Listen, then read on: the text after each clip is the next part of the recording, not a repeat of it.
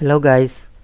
आज मेरे पास सिर्फ एक ही क्वेश्चन है हु डिस्कवर्ड ग्रेविटेशनल थ्योरी। इसका आंसर भी रेड कलर से आपके सामने है, इसाक न्यूटन। ऐसे ऑप्शनल क्वेश्चन कुछ और भी हैं, आइंस्टाइन, बॉयल, लेकिन इसका आंसर इसाक न्यूटन है। असल में इसाक न्यूटन के बारे में कुछ बताना चाह रहा था।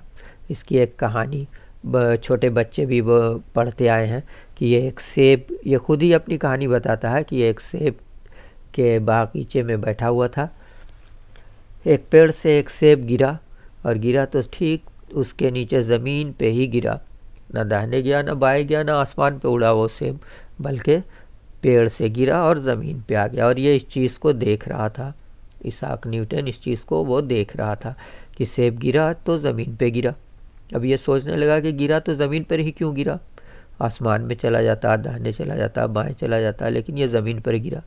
इसी को सोचते सोचते वो इस नतीजे पर पहुंचा कि ज़मीन यानी पृथ्वी, अर्थ सेब को अपने सेंटर की ओर खींच रही है।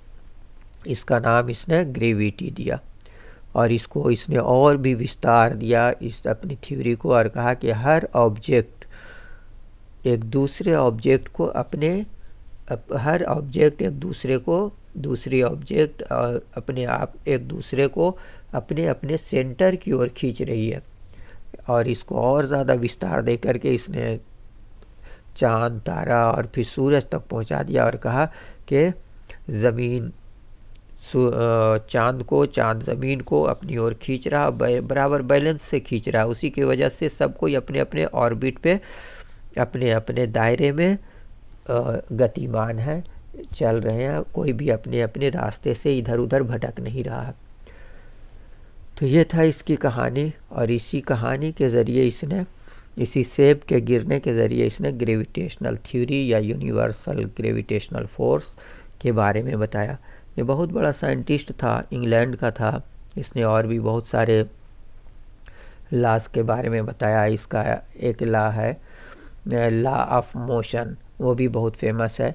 इसका प्रथम लॉ है कि हर चीज़ अपने जगह पर हर चीज़ चल रही है तो चलती ही रहना चाहती है, अगर रुकी हुई है तो रुकी ही हुई रहना चाहती है उस वक्त तक जब तक कि इसके ऊपर कोई एक्सटर्नल फोर्स ना लगे। यानी अगर कोई बाहरी बल लगेगा तो वो रुकेगी, अगर बाहरी बल लगेगा तो वो वस्तु चलेगी। तो इसका ये प्रथम लॉ था। दूसरा लॉ का है जिसका फार्मूला है F = ma। और तीसरा इसका लॉ ऑफ मोशन है कि हर वस्तु पर जितना बल लगाया जाएगा उतना ही बल वो विपरीत दिशा में भी लगाएगी।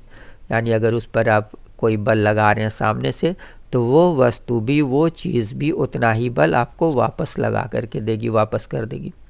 इसका एक एग्जाम्पल इस तरीके से समझ सकते हैं कि अगर कोई बंदूक चला रहा है तो जिस स्पीड से गोली निकल रही है उसी स्पीड से बंदूक को पीछे भी धक्का लगेगा।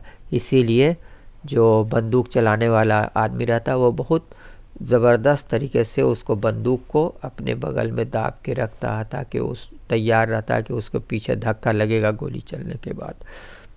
तो ये थी कुछ बातें जो इसाक न्यूटन के बारे में बताना था, इसीलिए सिर्फ एक ही क्वेश्चन मैंने आज रखा ताकि इसने जो ग्रेविटेशनल फोर्स के बारे में बताया, ग्रेविटी के बारे में बताया, उसके बारे में कुछ बताया जा सके।